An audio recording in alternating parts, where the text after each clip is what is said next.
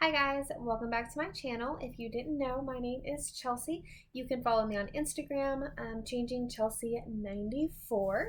Today I am going to be talking a little bit about the difference between what I had, which is the Roux-en-Y gastric bypass, and the vertical sleeve, the laparoscopic sleeve gastrectomy is what it's called. So first of all, just a little background on me. My highest weight was November 2018 at 312 pounds. I had my surgery May 8th, 2019 at 292. My goal weight was 180, which I reached within my first 9 months after surgery, and I am currently a year and a month out, and I am at 175. I am in what's called like the maintenance stage. So even though it's like you haven't lost any weight in the last 3 months, I haven't gained either. So here we are. But that is just a little background on me. If you want some more, check out my other videos. But today I just kind of wanted to touch on the two most common there's three most common surgeries, but I'm just gonna base it on these two because it seems like these are the two that I get asked about and that people are always kind of going back and forth on. So my background is I have polycystic ovarian syndrome and endometriosis, and my main goal is to be able to have my own baby. And having the surgery is supposed to help regulate my hormones and make it to where I'm not having so many cysts and so much damage towards my ovaries. And of course, to be as healthy as possible so I can be a healthy mama, have a healthy pregnancy, and a healthy baby. So my reasonings are of course going to be different than other people's reasoning. Sometimes it's a health thing, sometimes it's I just want to feel better, sometimes it's I just need a jump start. Whatever your reason is, that is yours. No one can take it away from you, and everyone is going to be different. So the reason why I did mine was for medical reasons, and so I wanted something that was going to be recommended for my surgeon, and the one I picked, they were just like no brainer with your background, with your labs, with your goal. This is what you should have, and that's what I focused on. I did a whole bunch of research before I had my surgery because I like to know everything about everything. So I of course, did the research, and I was like, okay, this is what my surgeon suggests, this is what we're gonna do, and then I just kind of focused in on it. So I know a whole bunch more about the Roux-en-Y gastric bypass than I do the vertical sleeve, which is the sleeve gastrectomy that I was talking about first, but I'm just gonna call it the sleeve when referring to this video, and then bypass when referring to the Roux-en-Y gastric bypass. So first, here is my educational and resource manual from my doctor's office. So I'm going to kind of show you because it's a lot easier with pictures than to describe without. So this is the sleeve that I was talking about. So you're going to have your whole stomach here. What they do is they cut and sew your stomach to where they say it's about the size of a banana. You can kind of see it here, and then they remove this part of your stomach. So this one is different in the sense that they're actually removing part of your stomach. In the one that I had, there's no removal. Everything's just kind of rearranged. So this one, they are going to remove it. They're going to sew this, and so your stomach is not as big and you don't feel as hungry, and it helps minimize how much you can intake, which also minimizes how many calories, how much fat and all that good stuff. Like I said, I don't know too much about this, but here's my general education and a picture of it. Now, this one right here is the one that I had. So this right here is what is now my stomach. It started as, right after surgery, the size of a large egg. I wish I had a large egg to kind of show you, but I don't. Just use your imagination. So here's my stomach. My stomach is still in there, but what they did was they just separated my new stomach from my old stomach. They rerouted my intestine. So when I eat something, it goes into this small little reservoir, and then it goes down and it bypasses kind of in the name here, but so it just goes all the way down. So I don't get more time like up here, it has to go through all here and it breaks it down. Here, it's just kind of like a straight shot. So that's where my malnutrition comes in, and that's where some of the problems like dumping syndrome is one problem that we have with having the bypass, because it's a straight shot, and if you have too much sugar too fast, you'll either throw it up or throw it up downwards.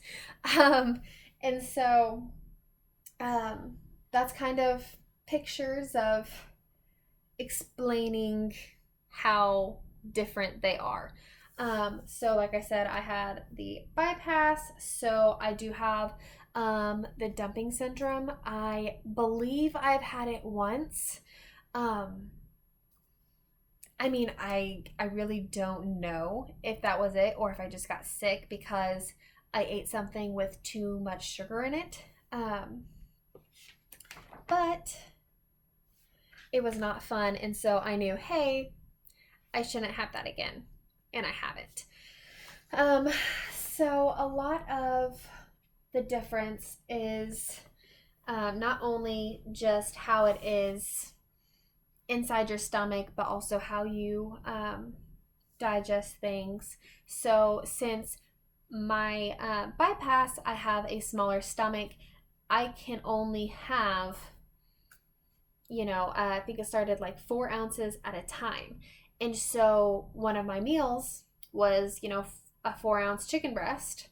Well, that's all I can have is 4 ounces because that's all I can hold. And so I find myself, doing small meals throughout the day. I have to make sure that I get my protein. It says that it's recommended to have 60 to 80 grams of protein. When I first had my surgery, I did a week of being on a liquid diet, literally nothing but shakes and water, and that's it. Like broth, just a plain liquid diet, no sugar.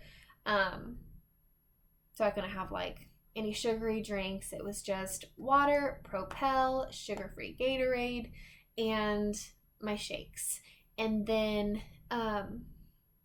afterwards, I was on a 2-week liquid diet where all I could have was water, Propel, and just my shakes. And that was miserable. I'm not going to lie. That was miserable.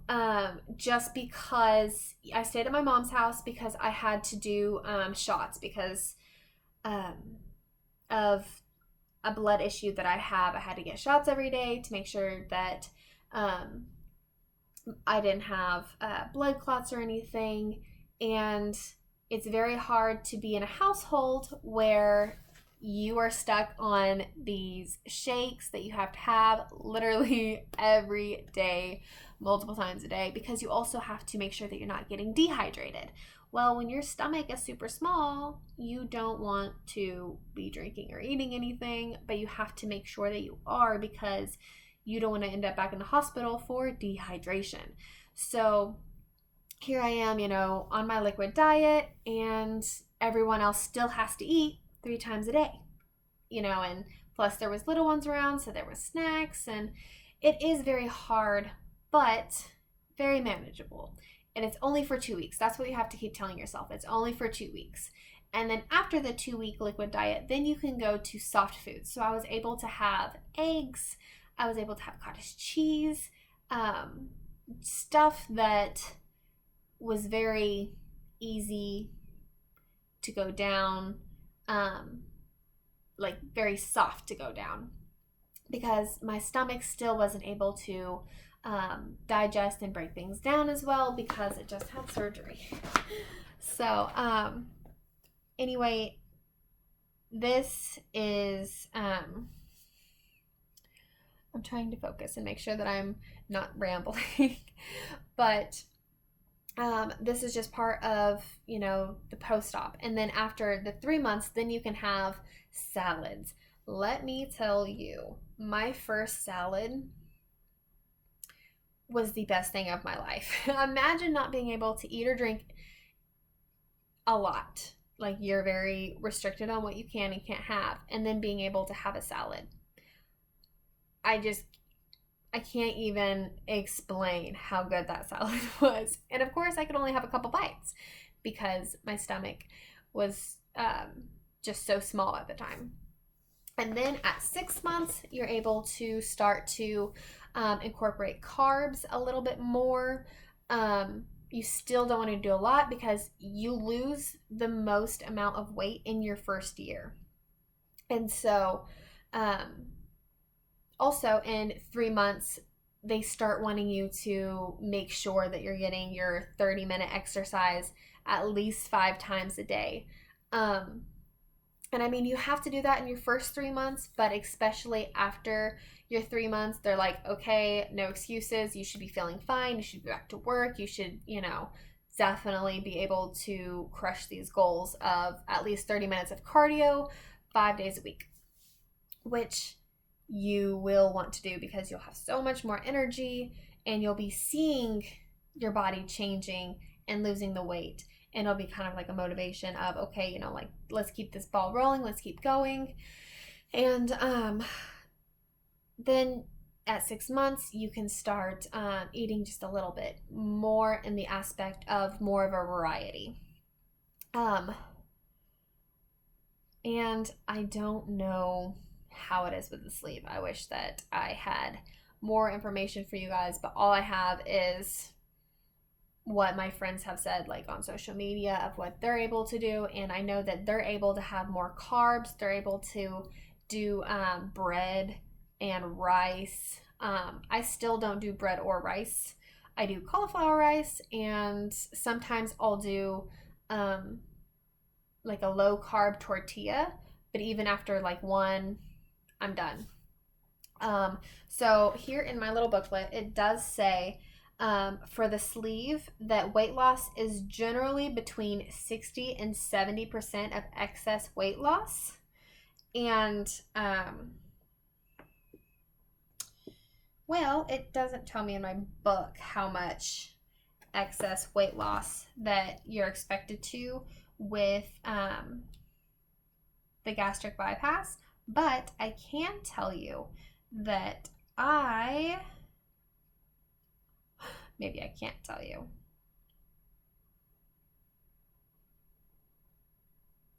Sorry for the awkward pause. It's somewhere in the 80s. I have lost, I think it was like 80, maybe 84% of my excess weight loss. And that's just within my first year. So I do know that you lose a bigger percentage of your excess weight loss with the bypass. But like I said, that is also because large egg, banana, what you can eat and what you can tolerate is a lot different. And so it is just preference of your doctor and your medical issues, what your goals are, and just kind of person by person. One is not better than the other. There are pros, there are cons. It is honestly just up to you and where you're at. So let me know if you have any other questions.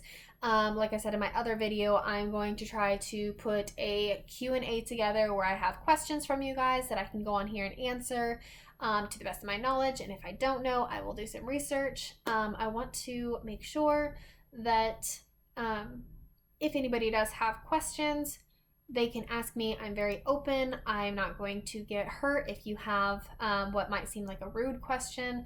I will let you know my opinion. I will let you know my reasoning, and just be very open with you guys. So let me know if you have any questions, any comments, and make sure to like and subscribe. All right, see you guys next time.